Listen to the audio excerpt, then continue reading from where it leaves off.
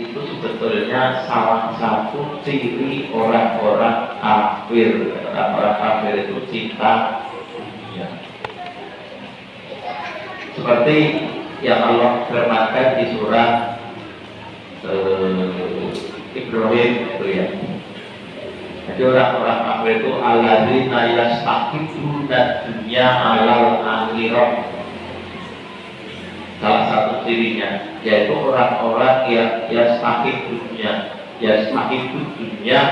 minal akhirah, ya lebih mencintai dunia daripada akhirat.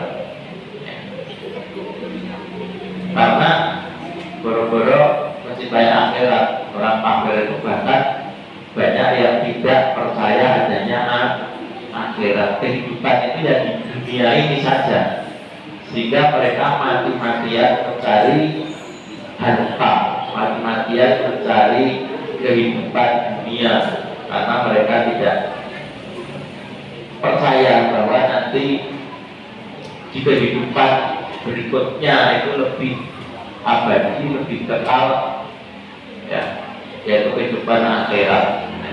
Sehingga wajar salah satu ciri orang kafir itu cinta dunia. Nah, kalau manusia atau orang muslim itu kejakitan kubu dunia, penyakit keluarga, nah itu sama kemudian, ya, mudah diubah-ubah, ambil obat dan dibelokkan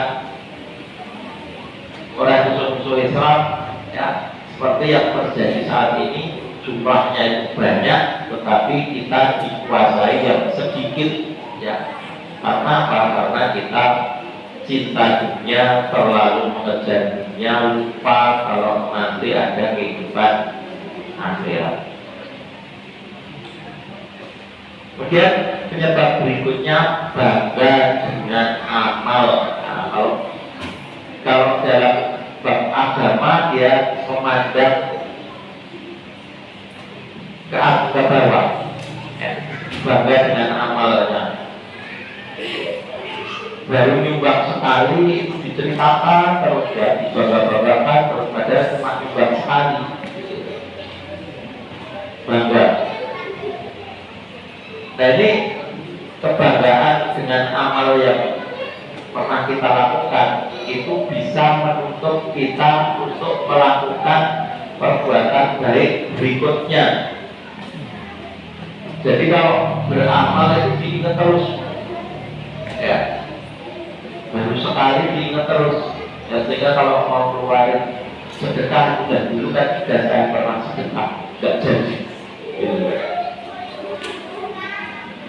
Tetapi sebaliknya kalau berbuat maksiat itu lupa, ya, atau kalau diingatkan kan baru sekali, ya, seperti ini.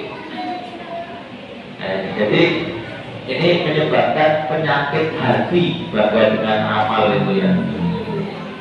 Tapi memang susah. Jadi kalau kita berbuat baik itu idealnya langsung kita lupakan. Tapi kalau kita terlanjur berbuat buruk, itu yang harus kita ingat terus, sehingga nanti kita terkontrol, ya, perbuatan kita nanti bisa terkontrol. Tapi kalau sebaliknya kita mengingat yang baik kita lakukan, melupakan yang buruk yang pernah kita lakukan, kita akan tidak terkontrol perbuatan kita. Ya. Kalau dibilangin kan baru sekali, nggak apa-apa. Yang lain sudah berkali-kali malah seperti itu. Kemudian yang berikutnya, nah ini yang berat, ya, meninggalkan sholat, ya. Nah ini bahaya. Jadi dalam sebuah hadis di sini yang saya kutip riwayat Ahmad, Tirmidzi dan Nasai, juga Ibnu Majah, ya. Rasulullah pernah bersabda, al-ahdu bainana wa bainakum. Jadi ikatan antara aku, Allah, wa bainakum, ya, dan mereka as-sholat, yaitu sholat. Faman tarokaha, maka barang siapa meninggalkan sholat,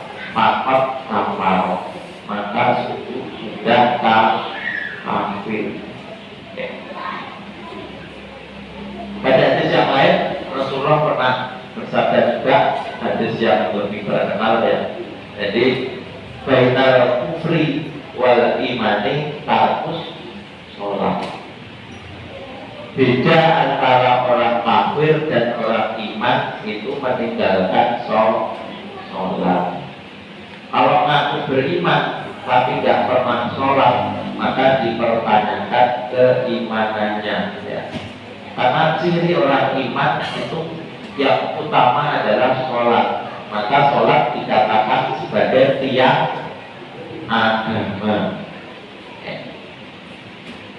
Kalau bangunan nggak ada gentengnya masih berdiri, nggak ada temboknya masih berdiri,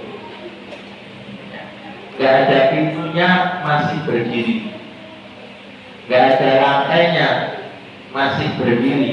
Tapi kalau nggak ada tiangnya pasti akan ambruk ya. Sehingga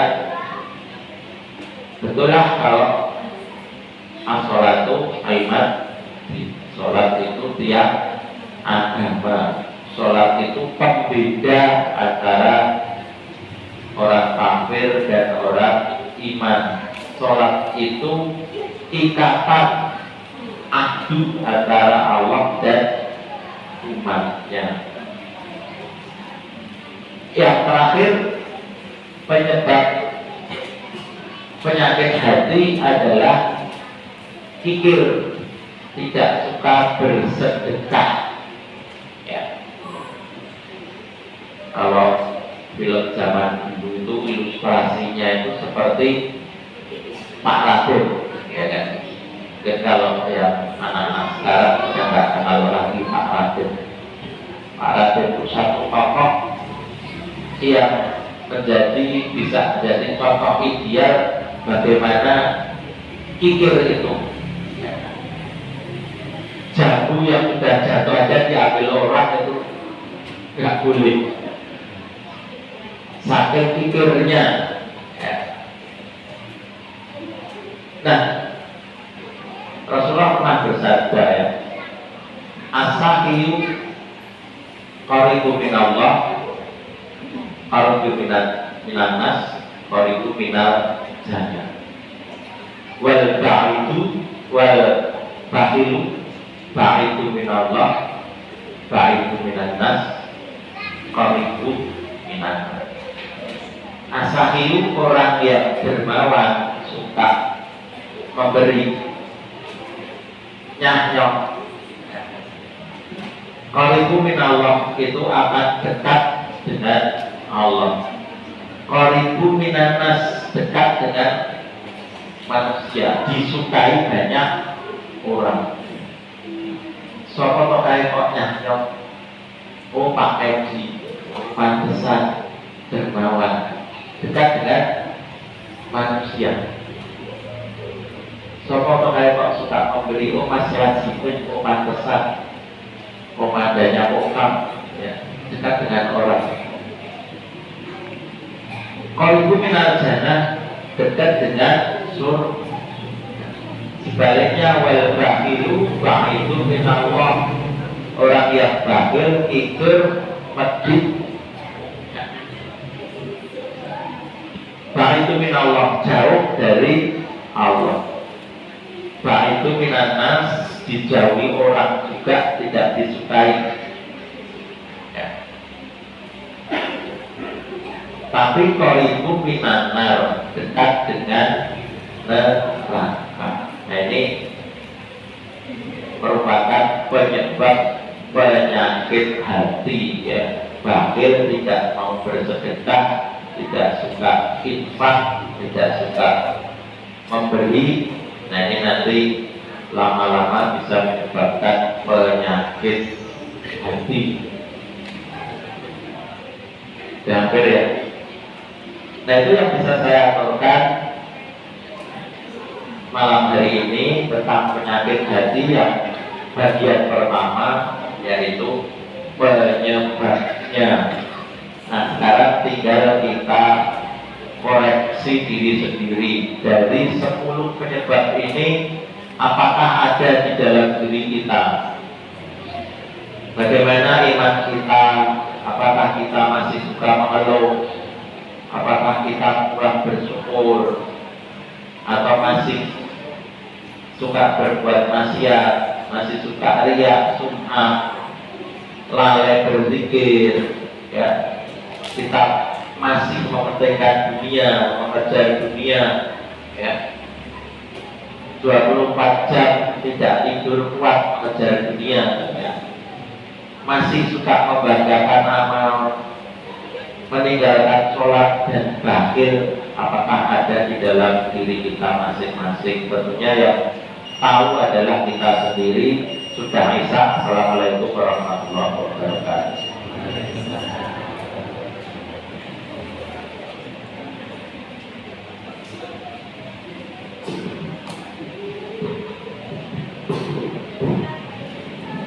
Demikian tadi kajian yang pada petang ini bisa disampaikan oleh Bapak Monggo. Semoga yang disampaikan beliau bermanfaat dan menjadikan hikmah bagi kita semua dan menjadikan pahala bagi Bapak Monggo. Dan sebelum kita akhiri kajian pada malam ini, ada beberapa hubungan. Yang pertama yaitu infak pada malam ini akan kita dikumpul sebesar Rp430.000. Terima kasih atas apa yang Bapak Ibu berikan. Insyaallah akan bermanfaat untuk kelangsungan kajian kita setiap bulannya.